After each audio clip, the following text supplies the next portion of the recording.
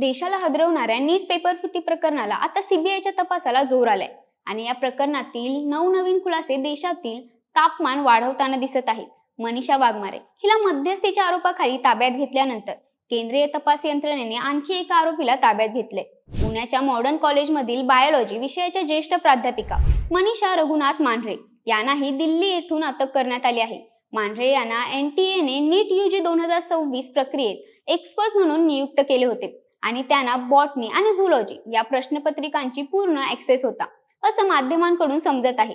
मांढरे यांनी एप्रिल 2026 मध्ये पुण्यातील वाघमारेंच्या माध्यमातून विद्यार्थ्यांना संपर्क केला.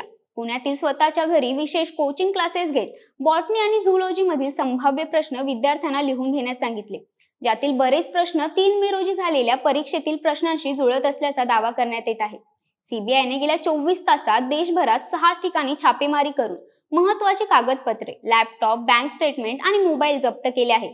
या पुराव्यांमध्ये नेमकं काय आहे, मनीषा मांढरे कोण आहेत, महाराष्ट्रात कुठे यांचे जाळे पसरले आहे आणि कुणाला अटक करण्यात आले, सविस्तर जाणून घेऊयात या व्हिडिओतून. नमस्कार, मी वृंदा लासे आणि कॅमेरावर आहे जयेश पाटील. नीट पेपर लीक प्रकरणात सीबीआयच्या तपासाला मोठी गती मिळाली आहे.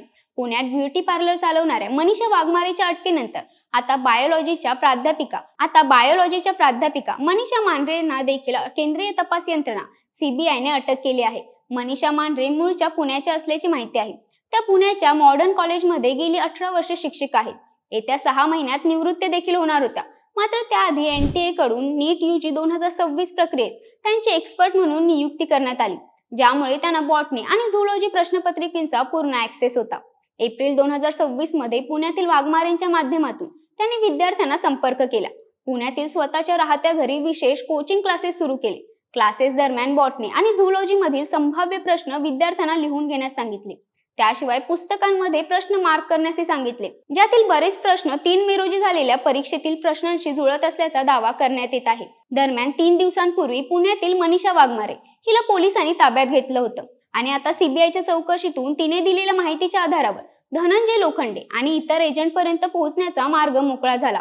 तपासात समोर आले आहे की वाघमारे ही फक्त एक मध्यस्थी म्हणून नव्हती, तर संपूर्ण जाळ्यातील महत्त्वाची कडी होती. मनीषा वाघमारे नीट परीक्षा देणाऱ्या विद्यार्थ्यांशी आणि त्यांच्या पालकांशी संपर्क साधून त्यांना धनंजय लोखंडे याच्याशी जोडून देत असे आणि त्यातूनच कमिशन मिळवायची. पोलिसांनी दिलेल्या माहितीनुसार गेली 2 वर्षांपासून वाघमारे नीट पेपर फुटी रॅकेटमध्ये मध्यस्थ म्हणून काम करत होती. आपल्या मुलीला पास करण्यासाठी देखील अशाच प्रकारची मदत घेतल्याचा तपासात उघड झाला आहे. या जाळ्यातील आणखी एक महत्त्वाचा धागा म्हणजे धनंजय लोखंडे. नाशिकमधून शुभम खैरनारच्या अटकेनंतर तपासाची सुई त्याच्यापर्यंत पोहोचली. लोखंडे हा BA-MS शिक्षण पूर्ण करून मेडिकल ऍडमिशन कन्सल्टंट म्हणून काम करत होता आणि विद्यार्थ्यांपर्यंत पोहोचण्यासाठी वैद्यकीय प्रॅक्टिसचा वापर करत होता. अशा प्रकारच्या मिश्र भूमिकांमुळे त्याचे नेटवर्क विस्तृत आणि गुंतागुंतीचे असलेले तपासाच्या अहवालातून समोर आले आहे. सीबीआयच्या अहवालानुसार मनीषा वाघमारे व धनंजय यांच्यातील व्हॉट्सअप संभाषणामध्ये पेपर, पैसे व वितरणाच्या बाबत संवाद आढळले असून आता तेही पुराव्यांच्या यादीत समाविष्ट करण्यात आले आहेत. या पुराव्यांच्या आधारे तपास पुढे जात असला तरी या रॅकेटमध्ये आणखी किती डॉक्टर, शिक्षक आणि एजंट सामील आहेत हे शोधण्याचे काम आता सुरू आहे. या प्रकरणात बीड कनेक्शन देखील समोर आले आहे. लातूरमधून अटक करण्यात आलेल्या निवृत्त रसायनशास्त्र प्राध्यापक PV कुलकर्णी हे मूळचे बीडचे असल्याची माहिती आहे. नीट पेपर सेटिंग समितीशी संबंधित संशयास्पद व्यक्तींबाबत बीडमधील छाननीमुळे या प्रकरणातील व्याप्ती अधिकच रुंदावली आहे. पेपर छपाई, सेटिंग आणि वितरण या साखळीत तज्ज्ञ व प्रशासकीय स्तरावरची किती खोलवर घुसखोरी झाली आहे हे यातून लक्षात येते. आता या सर्व परिस्थितीतील विद्यार्थ्यांवर होणाऱ्या मानसिक परिणामांकडे दुर्लक्ष करणे शक्य नाही. 3 मे 2026 रोजी झालेली परीक्षा रद्द झाल्यानंतर देशभरातील लाखो विद्यार्थ्यांना मानसिक धक्का बसला असून अनेक तणावविषयक आणि दुःखद घटना समोर आल्या आहेत. दिल्ली, राजस्थान आणि गोव्यातील काही तरुणांच्या आत्महत्येच्या बातम्यांनी या प्रकरणाची गंभीरता अधिक वाढवली आहे आणि विद्यार्थ्यांच्या मानसिक आरोग्याची जबाबदारी आता कोण घेणार असे प्रश्न आता विचारले जात आहेत. अशा कठीण आणि संवेदनशील काळात एनटीए, केंद्र सरकार व तपास यंत्रणांनी विद्यार्थ्यांना भावनिक आणि व्यावहारिक पाठबळ देण्याचे आश्वासन दिले असून पुनर्परीक्षेचे वेळापत्रक आणि प्रक्रिया पारदर्शक ठेवण्याचा शब्द दिला आहे. या तपास आणि घटनांच्या पार्श्वभूमीवर केंद्र सरकारने निश्चय केला आहे की नीट यूजी 2026 ची पुनर्परीक्षा 21 जून 2026 रोजी घेतली जाईल.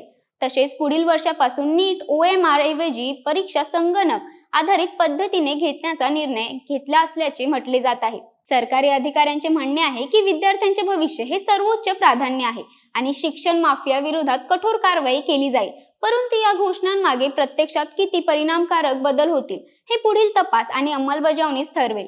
या प्रकरणानंतर आता परीक्षेची पारदर्शकता व सुरक्षितता राखण्यासाठी संस्थात्मक दुरुस्ती, तंत्रज्ञानाचा प्रभावी उपयोग, छपाई वाहतूक साखळ्यांच्या सर्व स्तरांवर कडक तपासणी आणि शिस्तबद्ध जबाबदारीची गरज अनिवार्य आहे. नीट सारख्या स्पर्धा परीक्षा एकूण सामाजिक विश्वासाने चालतात. या विश्वासाला तोडणाऱ्या प्रत्येक घटनेमुळे संपूर्ण प्रवेश प्रणालीवरच प्रश्न उठतो. म्हणूनच सीबीआयच्या पुढील कारवाईची, जप्ती झालेले डिजिटल पुरावे व बँक व्यवहारातून काय उघड होणार, या सगळ्या घडामोडींमध्ये विद्यार्थ्यांचे मानसिक आरोग्य, त्यांच्या भवितव्याची सुरक्षा आणि न्याय व्यवस्थेचा जलद व निष्पन्न निर्णय हे सर्वात महत्त्वाचे ठरेल.